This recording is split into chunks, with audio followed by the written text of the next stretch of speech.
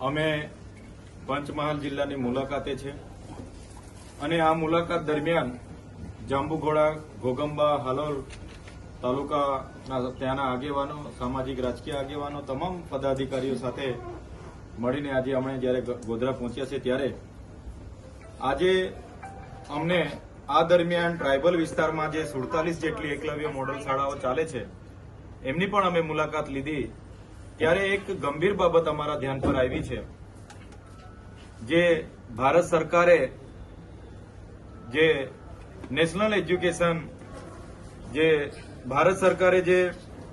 Education society for tribal student માટેની જે સંસ્થા છે એમણે હાલના તબક્કે એક ભરતી કરી છે અને એકલવ્ય મોડલ શાળાઓમાં એ સ્ટાફની ભરતી, પ્રિન્સિપાલ હોય, પીટીજી હોય, બિન શૈક્ષણિક સ્ટાફની જે ભરતી કરી છે એમાં 4000 જેટલા જે સ્ટાફો ભરતી કરી છે ત્યારે એ સ્ટાફની ગઈકાલે અમારે મુલાકાત દરમિયાન અમે એમને પૂછ્યું ત્યારે એમને ગુજરાતી વાંચતા, ગુજરાતી લખતા, ગુજરાતી બોલતા કે ગુજરાતી સમજતા પણ નથી।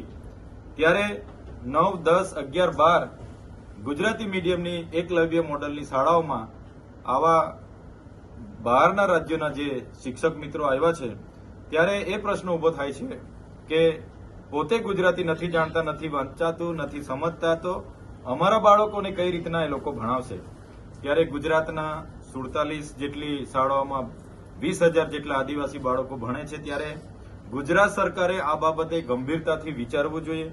અમે ગુજરાત સરકાર અને આદિજાતિ મંત્રી અને શિક્ષણ મંત્રીને કહેવા માંગીએ છીએ, શું ગુજરાતમાં ઉમેદવારો નથી? શું બહારના શિક્ષકોની જે ભરતી કરી છે આ વિસ્તારના બાળકો સાથે કઈ રીતના એ લોકો એમની અનુકૂળતા હશે? કેમ કે આ વિસ્તારનું વાતાવરણ અલગ હોય છે, એની ભાષા અલગ હોય છે, તો બહાર રાજ્યના શિક્ષકો કઈ રીતના અહીંના બાળકોને ન્યાય આપી શકશે? ત્યારે આ ખૂબ જ બેદરકારી ગુજરાત અને કેન્દ્ર સરકારની બહાર આવી છે। એમાં ગઈકાલે અમે બાળકો, એમના વાલીઓ, તમામ લોકોને મળ્યા છે ત્યારે બાળકો એમને સામેથી કીધું, અમારા પર જાણે અખતરા કરતા હોય આ બહારના શિક્ષકો આવીને પોતે શીખતા હોય એવું બાળકોને ત્યાં પણ લાગી રહ્યું છે। જો આ એક શિક્ષણ જગતની ખૂબ જ ગંભીર બાબત છે।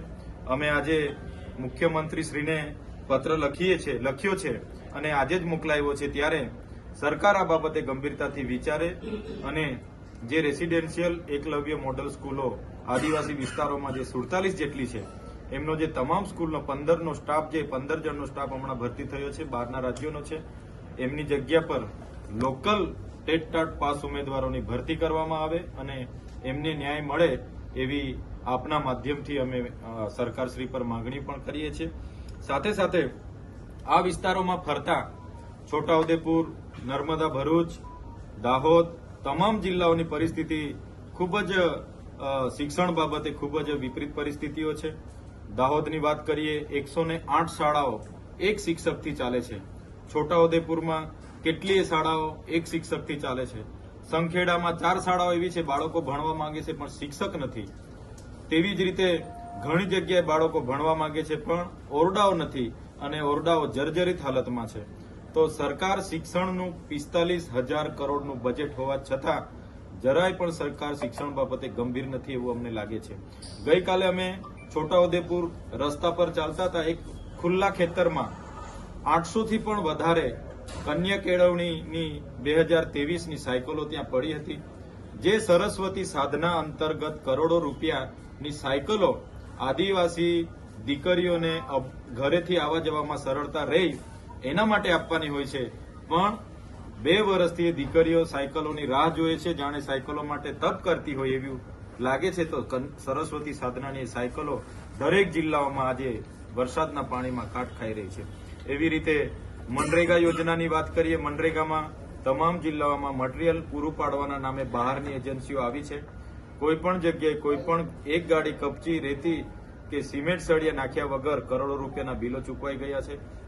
આ વિસ્તારોમાં રોડો આ જ વર્ષે રોડ બન્યા છે અને પહેલા જ વરસાદમાં રોડોમાં મોટા ને મોટા ભૂવા અને ખાડા પડી ગયા છે। ત્યારે આ વિસ્તારની કચેરી, મામલતદાર હોય ત્યાં જાતિના દાખલાઓ માટે લોકોની લાઈનો પડેલી છે।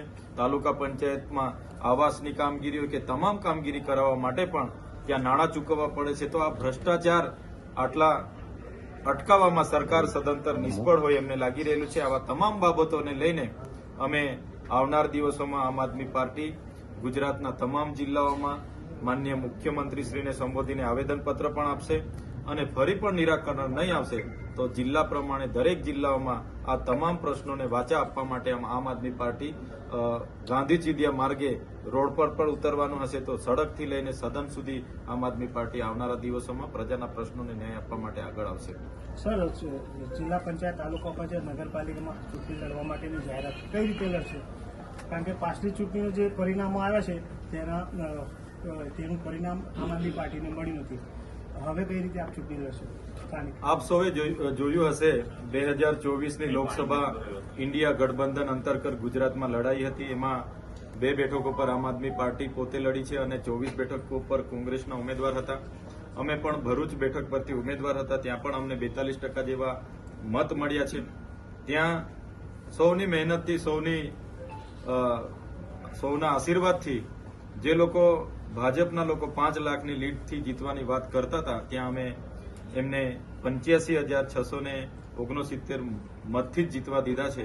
ત્યારે આવનાર દિવસોમાં સ્થાનિક સ્વરાજની જે પણ ચૂંટણીઓ આવવાની છે એ નગરપાલિકાની હશે, તાલુકા જિલ્લા પંચાયતોની હશે.